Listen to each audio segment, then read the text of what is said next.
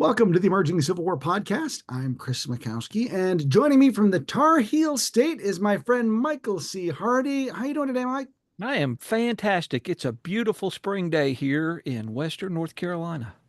Now, if we were in the Army of Northern Virginia, see, notice how I segue right to the book. Right. It would be beautiful, but it would be getting ready to start campaign season. And It would, we're usually um, about 2 or 3 weeks from stepping off on our way to fight at Chancellorsville or on our way.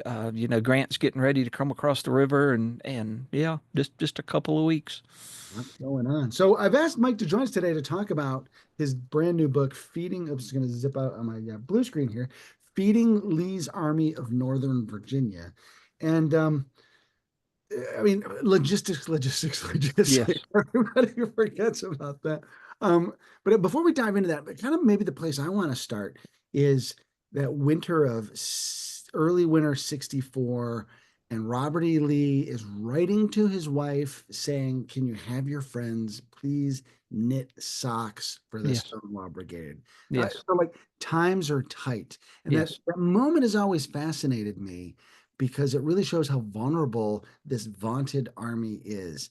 So maybe we could start, maybe just by kind of explaining to our listeners, like, what's a good way for us to approach this topic and this idea that this invincible army has some real serious issues at times. It did have some real serious issues, and the food, the supply of food is good in 1861. The Army ate great on the way to Gettysburg, but outside of those two occasions, they're usually hungry. And if they're not hungry, they're bored of what they are getting. They are tired of getting that salt pork and the flour, wheat flour, or cornmeal. They're either they're hungry or they're tired of what is being supplied to them, and I think that's you can pick, except for those two occasions, early in the war around Manassas or Centerville, and in on the way to Gettysburg. That's true across the board. They are always hungry.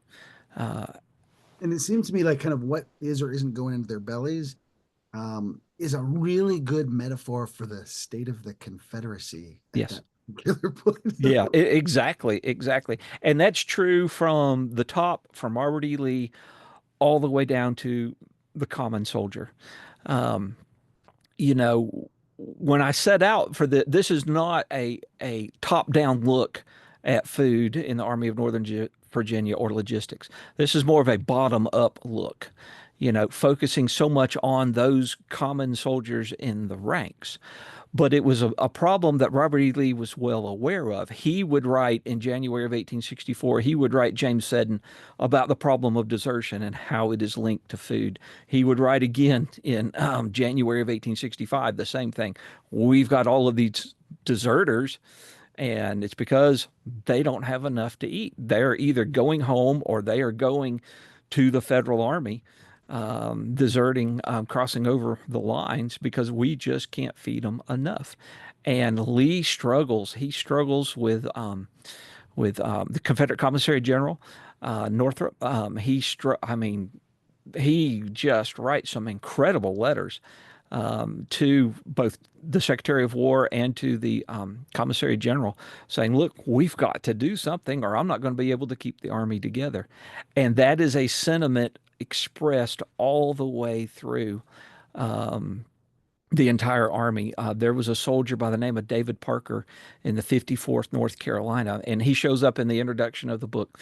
He's kind of like one of two reasons why I wrote this book.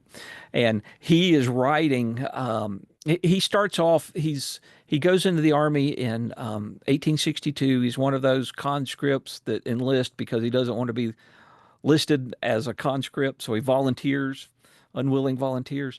And he starts off with a plush job being a cook for a group of officers. That goes away after a year, year and a half or so. And in 64, he starts to write his wife, the army is literally falling apart because men can't get fed. And he writes his wife saying that I'm going to hang it out, as long as I can. I don't think I'm to the point yet where I'm going to desert. I'm not quite that hungry yet. But he winds up getting wounded in April of 1865 and dying a few days later in a hospital in Richmond. And came so close to coming back home.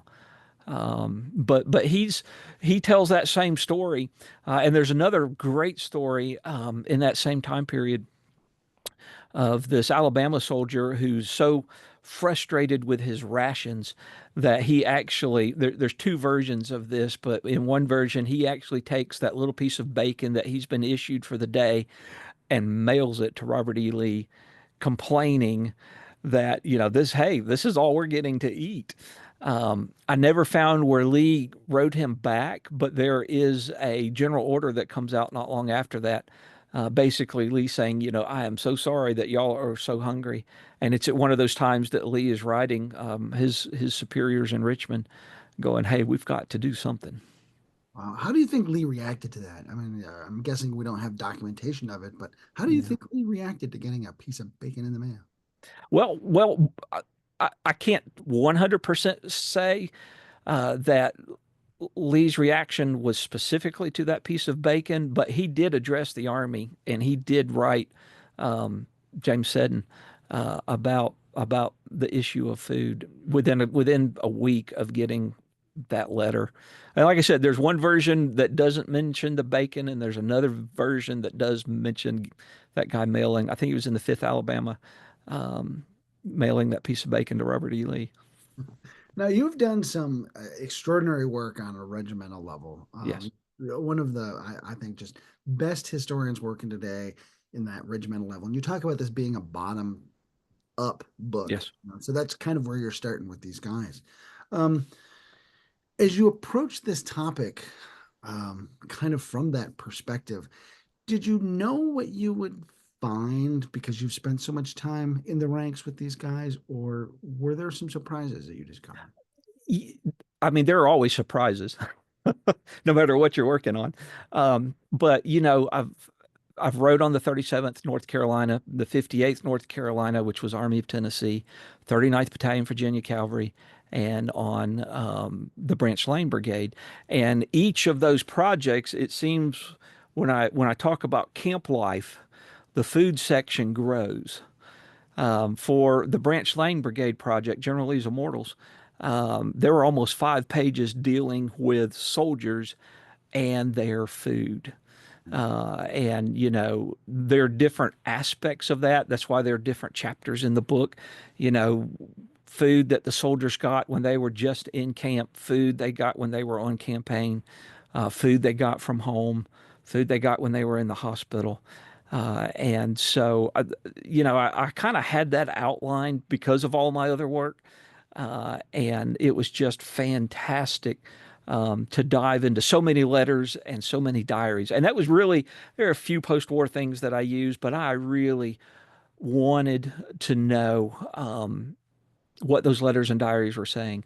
And so I created, over the couple of years I spent reading all of that, I created an almost day by day account of what the Confederate soldiers were eating, what they were not eating, what they were tired of, what they wished they had. And I mean, there are just tons of surprises. Hampton's beefsteak raid in 1864, where they captured, I think it was 2,600 head of cattle. Sounds like a lot, but it only fed the army for about a month. Wow. Jeez. And so, I always thought, wow, that's a really big thing. But about a month after that, there are Confederate soldiers writing, hey, the beef is just about played out. And so, there all kinds of great little surprises like that. Probably one of the best ones in 1864, the Army of Northern Virginia is really struggling to get food. You've got Hunter and Sheridan in the valley. Everything north of Fredericksburg is pretty much closed out to Confederate food production. So a lot of the food is coming through the port of Wilmington, coming from the Bahamas, from Nassau. And some of that food is coming from Great Britain, and some of that food is coming from up north. Mhm. A farmer in Ohio or someplace will sell his product, whether it's bacon or produce, to a broker who will put it on a train and take that train to New York or Boston or someplace, put it on a steamship, sail it to Nassau, trade it for Confederate cotton that has been run through the blockade, and then that is put on another shallow draft blockade runner and sailed right up into the port of Wilmington. And everybody knew it. Grant complains about having to try and beat these people when we are feeding them. And that's probably the other huge. I if I knew that, I'd forgotten that. But that was like, I'm sitting here one day and it's like, oh wow, I need to research that some more.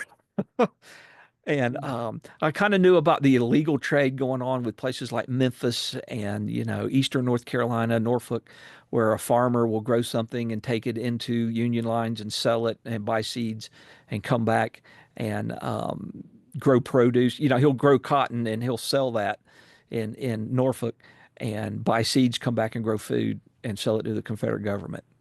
I kind of knew that one, but the Nassau coming from up north. One of Longstreet's aides actually writes about that, and that description's in the book of him eating Nassau onions from Nassau, whether they're from Ohio or not, we're not sure. Wow. Crazy little stories there. Yes, and after you spend so much time, with all of these soldiers, whether they're common soldiers or officers, regimental officers or generals, you find tons of little stories like that are just fascinating pieces, glimpses into their daily lives. And as you talk about this, I mean, obviously, starvation was a tactic of war that the Right. North was using against the South. Right. Um, any assessment on that as a way to help win or a way to force loss? We of course see it in some federal generals like John Pope, or Sherman's march, where they're kind of laying waste to crops and everything. Um, I think a lot of times it is more of a we're just going to control the territory, whether it be that area north of the Rapidan or the Rappahannock River.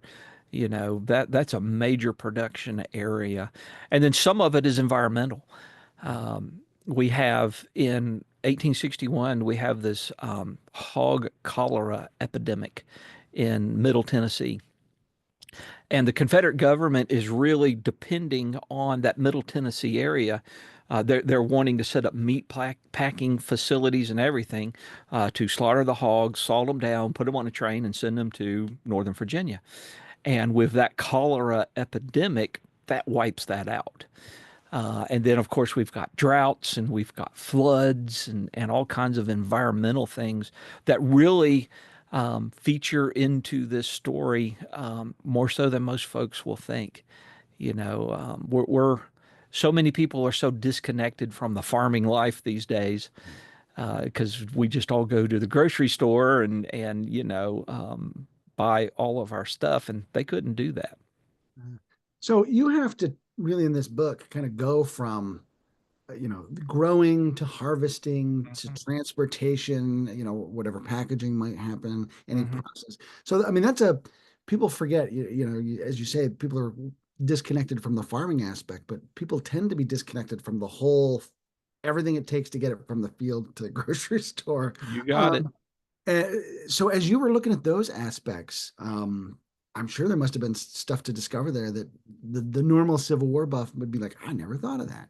The tax and kind, which was a law passed by the Confederate Congress saying that farmers had to give a certain percent of their crops to the Confederate government, who would then pass that on to the soldiers, the men in the field.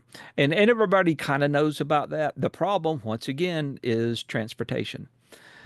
Numerous stories about how farmers have actually done that, and not all farmers did that, but some farmers have done that, and the produce is literally sitting at a depot rotting because the government lacks the transportation, the necessary logistics to get that produce to a market.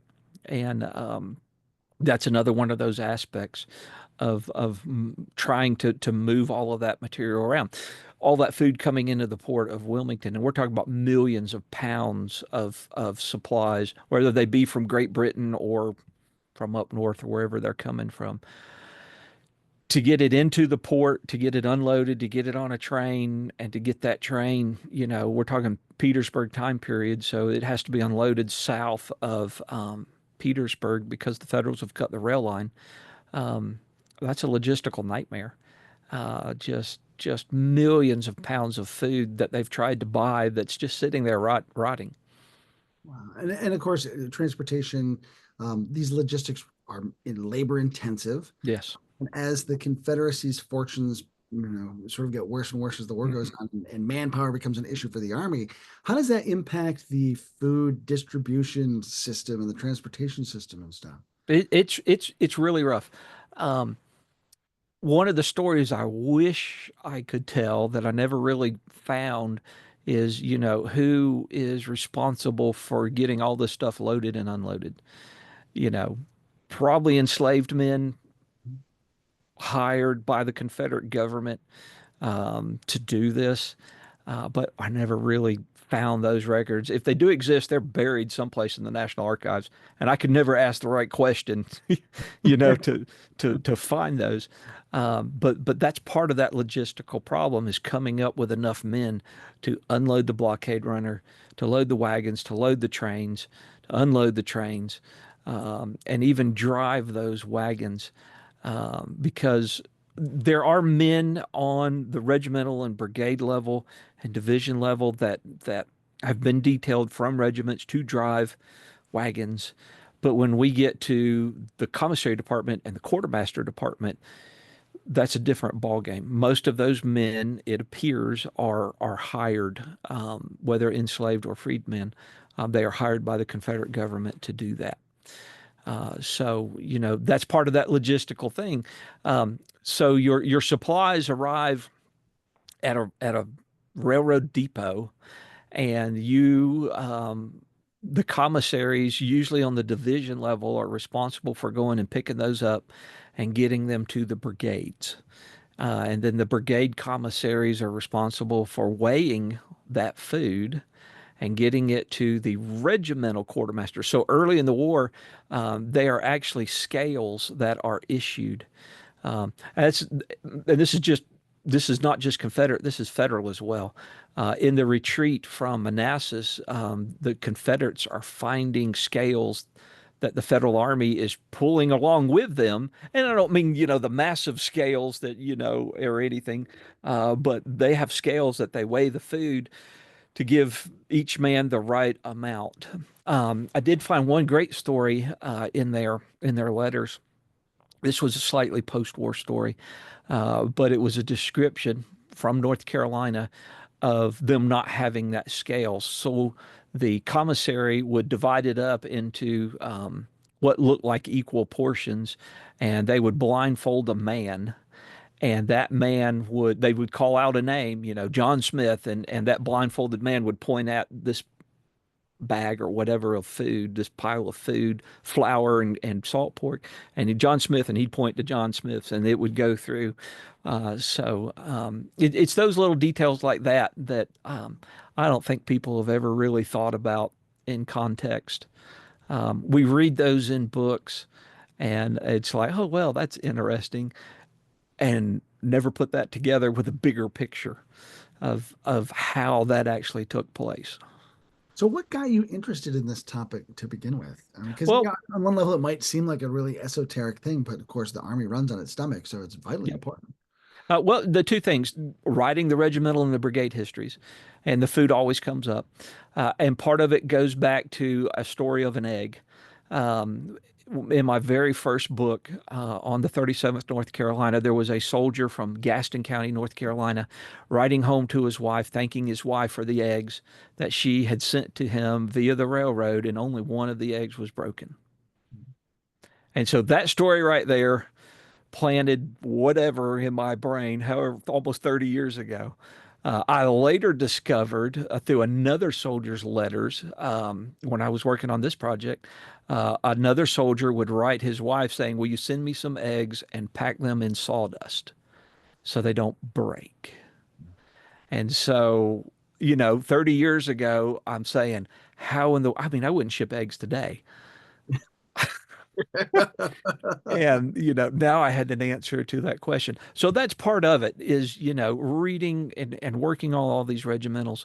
And then the other part of it is coming across David Parker's letters. I've had those published, locally published. He was a local soldier from about 2 counties from where I live.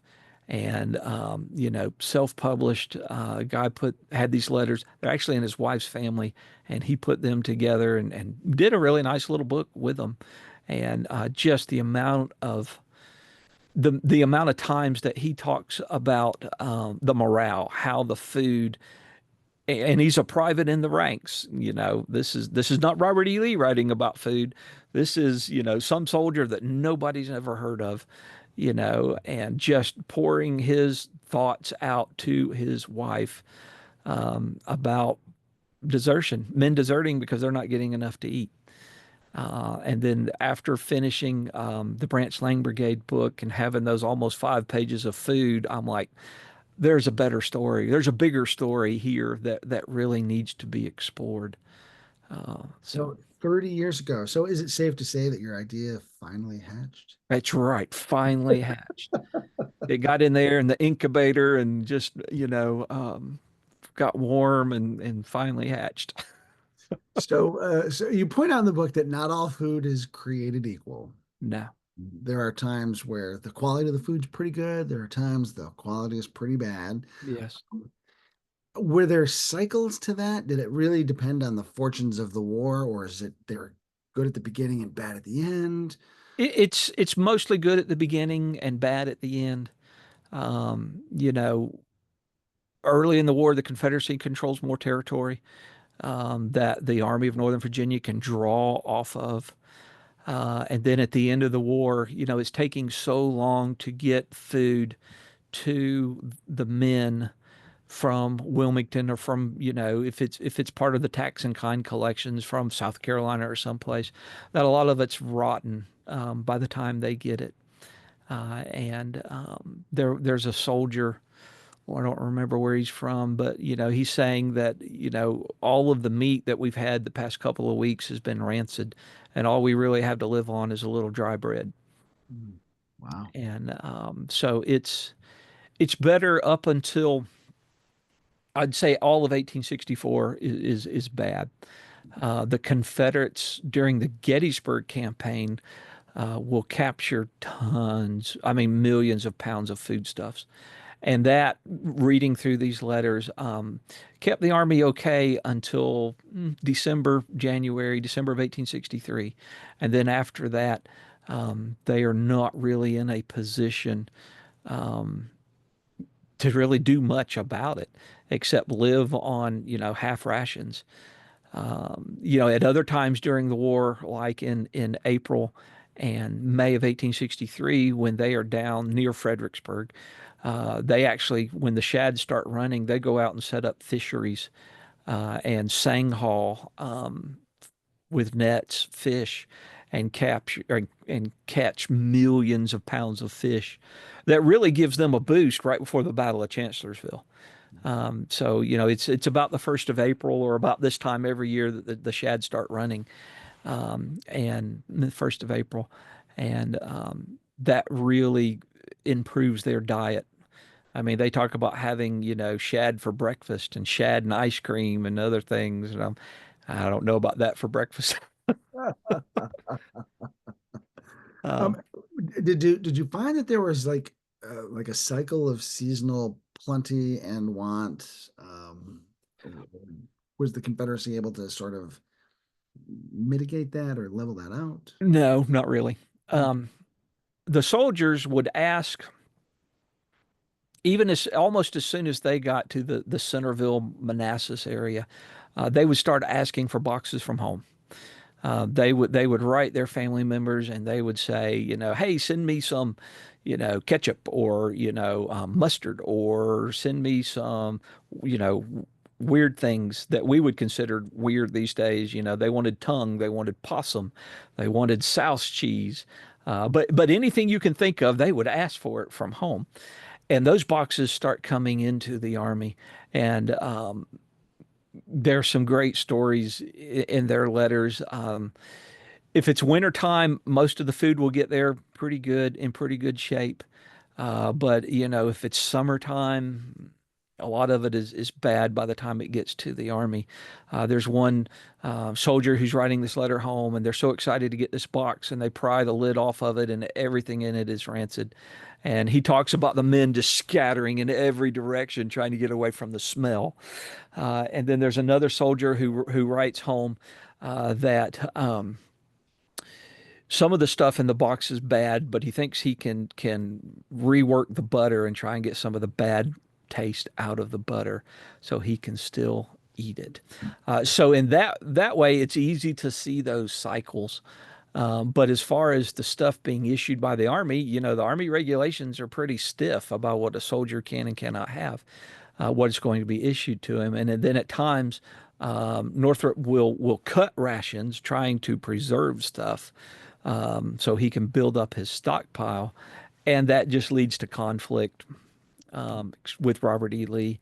Robert E. Lee is like, we have this problem with desertion, and you keep cutting rations, and that's why the men are leaving.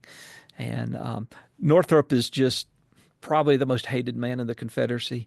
I know people want to say Braxton Bragg is the most hated man in the Confederacy, but it really was Northrop. I mean, he just, you know, um, one of Jefferson Davis's friends who was way in over his head.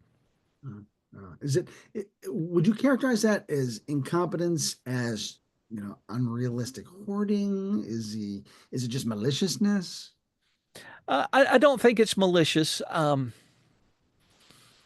Maybe later on it gets a little more malicious. Northrop later on wants Robert E. Lee to give him his wagons, so Northrop's men can go gather food. And of course, Lee knows very well that if I give him these wagons and teams and all of that, I'll probably never see him again. And so Lee refuses to do that, and finally says, I will send out my own men to gather stuff. But even when Joseph E. Johnston is in command of the Army early or mid 1861, Johnson's got some of his people out buying supplies in that area where the Army, and they're in the far reaches of Northern Virginia. Well, Northrop wants his men to go buy these supplies, put them on a train, take these supplies back to Richmond to go in the warehouses to be stockpiled. And then he wants Joseph E. Johnston to requisition for the supplies so they can be put back on the train and sent to the same place. And so there's a lot of incompetence. I think it's more incompetence than anything else. So, you've already got a rail system that's not good, and you're just running the same food over the rail lines, burning up supplies and resources. And I think Northrop was incompetent. Um, I don't think it's necessarily malicious. It's just he just was not the right man for the job. It's got to be tough though if you're Robert E. Lee and you're like, I need more food. I need more Yep. food. And Yep. then there's the risk of like, well, I'm going to tick off the guy who could get me more food, and then he's going to get me less food. And Lee was pretty politically astute as he dealt with Richmond. Yes. That seems like that would have been a particular problem, though. It was, and there are times that Lee ignored Northrop's directives to cut rations. I mean, just flat out ignored, we're just not going to do that. And Northrop would complain to Cooper and Seddon and Davis, and Lee would complain to the same people. And I don't want to say it's comical because it's sad. We're talking about the lives of men, and close to being starvation rations. But that's it could have been managed so much better. Mhm. Yeah. You had mentioned Joe Johnson a second ago, and I think that's maybe a factor a lot of people don't realize too, is that Lee's not the only army in the field. Nope. There are more Confederates than just armies. You've got garrisons and posts and Yep. people. So like the Confederate commissary system has to feed a lot of people, and Lee's in competition with that. How He much is. how much of an issue was that for him? Um, Lee and originally Joseph E. Johnston are really in this small geographical area. You know, they're locked in between the Rapidan and the Potomac River, with, you know, basically with the Shenandoah Valley on one side and the Chesapeake Bay on the other side. And so their ability to draw or requisitions rations from the countryside is limited. If we're talking about, you know, Confederate soldiers down in Southwest Virginia, in Saltville, or some other place like that, that I mean, you know, you can get stuff from East Tennessee. You know, even after 18 September of '63, when the Confederate forces lose most of East Tennessee, you've still got several counties in Northeast Tennessee that you can pull food from. And if you're stationed, you know, like Longstreet goes to the Suffolk, Norfolk area after Gettysburg, or no, I'm sorry, before Gettysburg, you know, there's a lot of places you can get food from down there that's not really been touched by the war. Yes, there are some raids in Northeast North Carolina, but there's still plenty of things being grown. So it's really, and that brings up the Army of Tennessee. You know, the Army of Tennessee has got this huge swath of territory at certain times where they can pull foodstuffs from. It's Lee that's locked in to that little area in between, basically, you know, Richmond and the Potomac River, and they lose most of that. Mm. Now, you one of the things I like about your book is you organize it based on types of food, like food from home, Yes, food that is scavenged on the road, food that's yes. cured. How helpful was that for you in organizing the material and presenting it? As I am reading all of these letters, I already have my outline.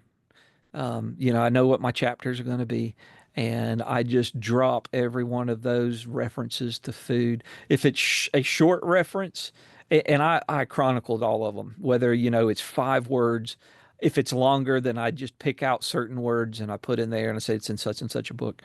And so I can go look at it. But it allowed me to see those trends. I know when the Confederate soldier in the Army of Northern Virginia got real coffee, like in early 1864, because there are 20 soldiers writing home about, hey, we got real coffee, Rio coffee, you know, none of this substitute business. It was real. And it'd come through on a blockade runner into the port of Wilmington. And, you know, having all of those chapters. And of course, there's always a section at the end where I don't really know where this fits. It's a really cool piece that this guy's writing, but I'm not so sure where it goes. So that went in at the bottom of the notes. There are like 350 pages of notes that I compiled that just mention food from these letters. And I'm sure that, you know, if I'd have looked at another 300 sets of letters and diaries, you know, I would have found more stuff. But I think the outline would have stayed the same. You know, I think with that just over 300 sets, I really got a good deep dive into those men. Well, and of course, I think about how much time I spend in my own daily life, either talking with my wife or my son, like, what are we going to eat? What's for dinner? You know, it's Hmm. like it's even for us today, it's a front of mind topic. So it doesn't surprise me that you've got all these accounts from all these guys who are thinking about food. Yeah.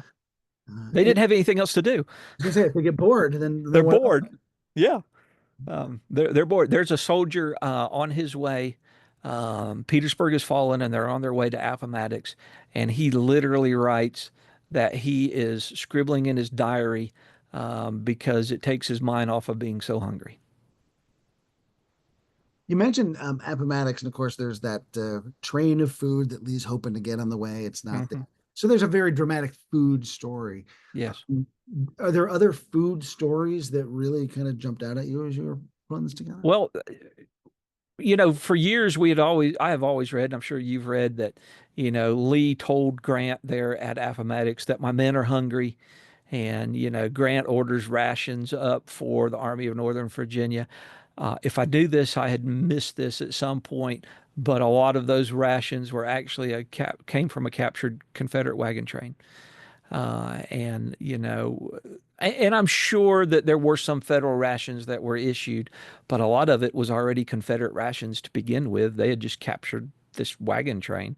And and maybe it's just the way the picture was painted that, Grant was very generous giving Lee these rations and everything. Well, they were the Army of Northern Virginia's rations to begin with.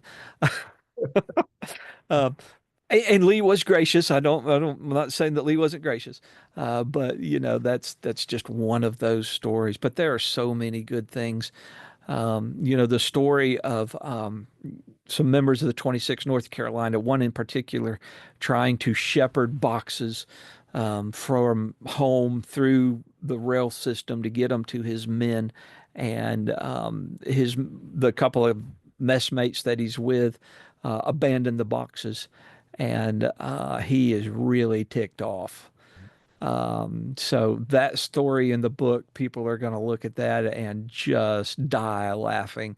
The way that he writes home. Um, we won't use a lot of the words here on air that he used in his letter, but it is really, really good stuff. And then there's another story, once again, food from home, of this Confederate soldier who's writing his wife. And a lot of times when the food came from home, you would have a community would get together and put a box together for different soldiers from that community, and that box would go through the line, through the railroad system. Well, this particular Confederate soldier, the box comes at night. They open it up. He gets his bag of whatever is coming from home, and he runs over to the fire to use the light from the fire to see what is in the bag. And it's then that he discovers that the bag the food is in is made up of one of his wife's old dresses, and he loses it.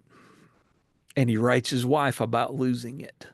Wow. And he has to turn away, he writes, from the firelight so his messmates don't see him crying. And so that's one of the joys of working on this is just so much good stuff out there in these letters and diaries. And as I said earlier, I really tried to stay from the post-war reminiscences. I just wanted that day by day account. But there are a few post-war reminiscences that sneak in. Barry Benson from First South Carolina is talking about on the retreat from, or moving from Petersburg to Appomattox, about stealing this farmer's hog because they are so hungry. And after he steals the hog, they don't have a pot. So he goes to the farmer that the hog belonged to and asks to borrow the farmer's pot so they can cook that hog. Um, and the best or the worst part of that story is they put the hog on the fire in the pot. And when they wake up in the morning, they've all overslept and nobody has tended the hog overnight. And when they wake up that morning, the hog is basically turned to jelly. Oh God. Uh, so, there's not a whole lot from the Petersburg time period because most men are not chronicling in their diaries, or, there are no letters really home or anything. So I had to dive a little bit into the post-war. And then, of course, there's this whole chapter on generals like Robert E. Lee and Jackson. And I did look at a lot of their staff officers' writings, much of which is post-war, trying to chronicle, feeding Lee and Jackson and some of these others. Um, we talk about how weird Jackson was. Billy Mahone was just as weird when it came to food. He had this milk cow that he kept in camp with him, and when they were on campaign, he would actually put his mess gear on the cow, and the cow would travel around with him carrying his mess chest. Um, so, you know, um, Mahone is pretty weird when it comes to food. He could give Jackson a run for his money. He doesn't get the press time that Jackson does. I was also able to kind of track down some of the Jackson Lemon stories. Um, They talk about him eating lemons in the valley, and there's the whole commissary bank story. Where Confederate soldier asked one of Jackson's staff officers, where did Jackson get those lemons from? And the staff officer says, from the commissary. And the Confederate soldier goes, our commissary doesn't have any lemons. And the staff officer says, oh, they got him from commissary banks, meaning the federal general. But Jackson is also said to have lemons during some of the 7 Days battles, and those were captured at White House Landing. The Federals are trying to burn supplies, but they don't burn them all. And Stuart's cavalry shows up, and so one of his staff officers writes about finding several boxes of lemons, and obviously some of those made their way to Jackson. See, they're So the myth after all. that's right. That's right. Now, of course, lemons were not Jackson's favorite fruit, despite what you see when you go to his gravesite there in Lexington. He really liked peaches. Yeah. Um, He and puts Robert it, E. Lee's two favorite things to eat were sweet potatoes and buttermilk.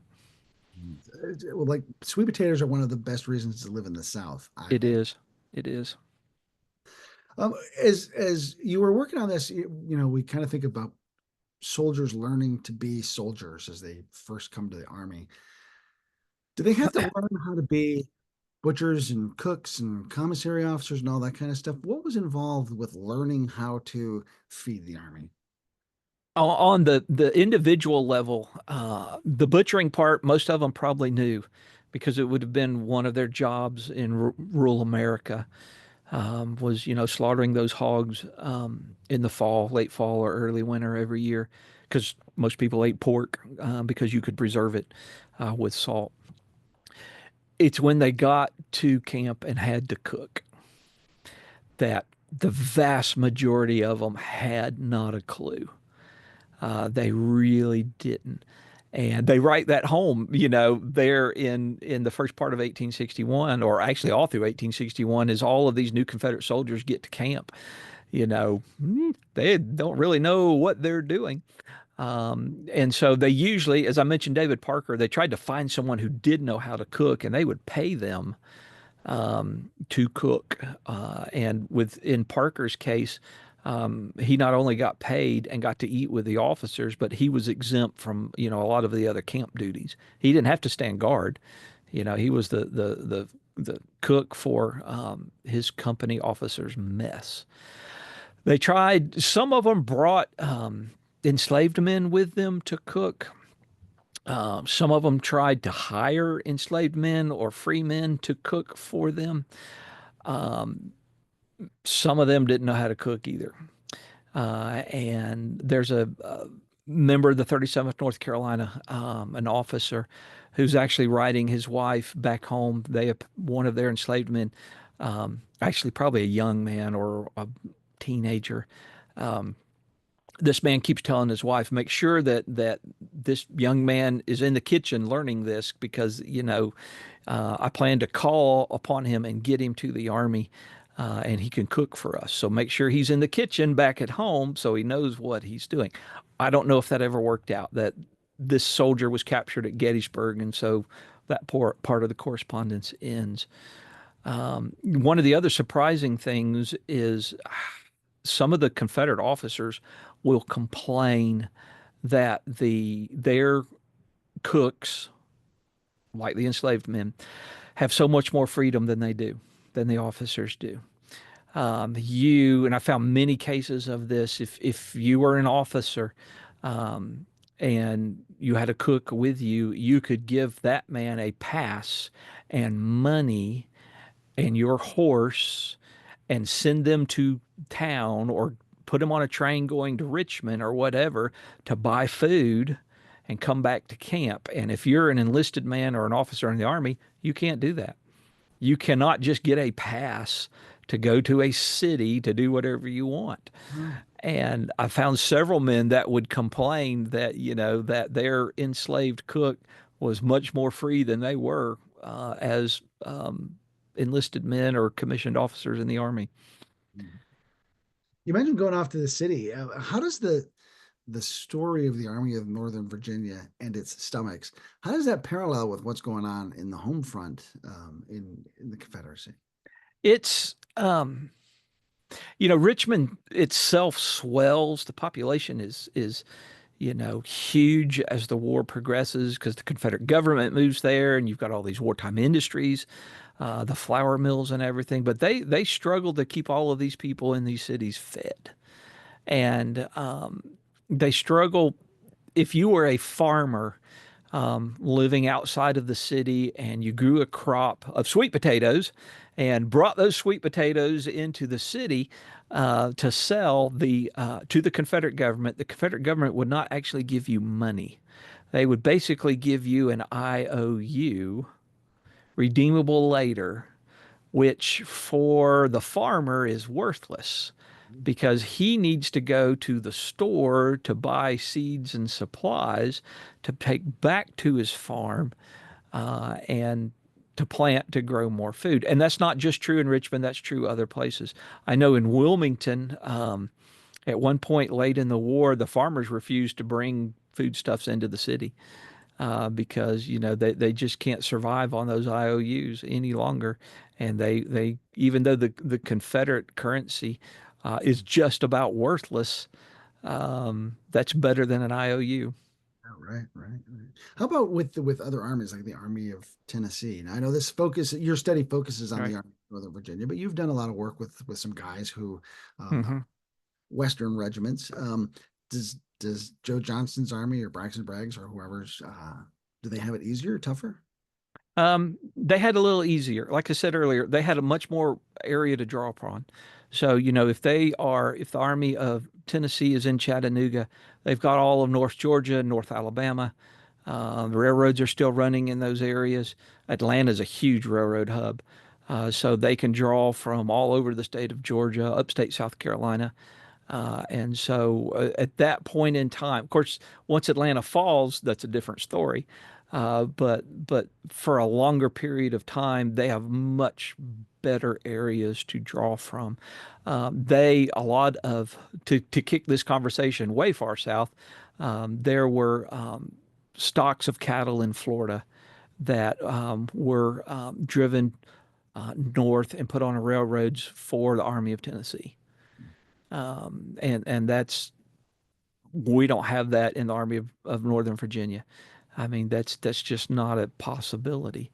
But all of the cow crackers in Florida and the cow cavalry in Florida, that's their job. Like the First Florida Cavalry Battalion, Cavalry Regiment, they are there to drive cattle for the Army of Tennessee.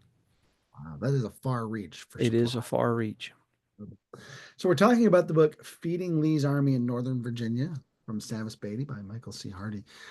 So people get all starry-eyed about battles and leaders, hmm but you and I both know logistics, logistics, logistics. hmm You want to make a pitch for folks to like, this is essential reading. I would qualify this as essential reading if you really want to understand the Army. You want to give folks a pitch about that? Yeah, I mean, it's there's really nothing like Feeding Lee's Army of Northern Virginia. Bell Wiley wrote a chapter in the life of Johnny Reb about food, and there are a couple of other things, but nothing that really dives deep into one particular army. And this is kind of a unique project out there on the market.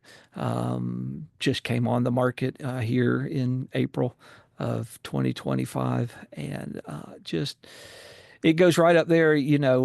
Goff wrote a book called Confederate Supply back, I think it was published in the 60s, that kind of looks all over the place and talks about both munitions of war and food stuff. This just really looks at food. The common soldiers, food from home, food in the hospitals, not something we really talked about.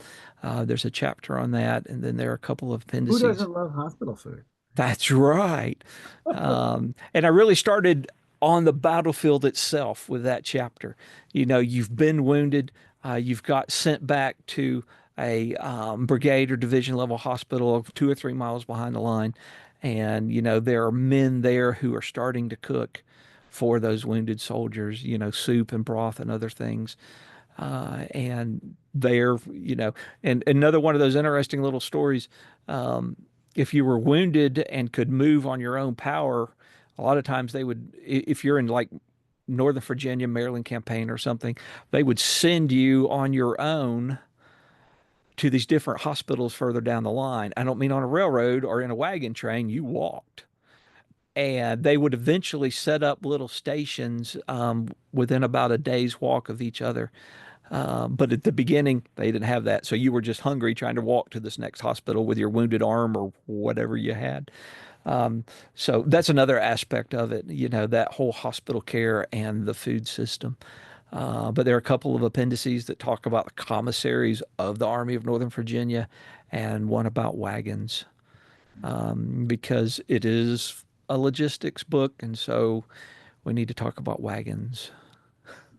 And and to me, just I mean, based on our discussion here, folks should be able to tell there's a lot of nuance to this. And so by Hmm. looking at the Army of Northern Virginia as a case study, it's really illuminating to see all the different facets of this particular topic that ultimately affect their ability to fight on the battlefield. Yep.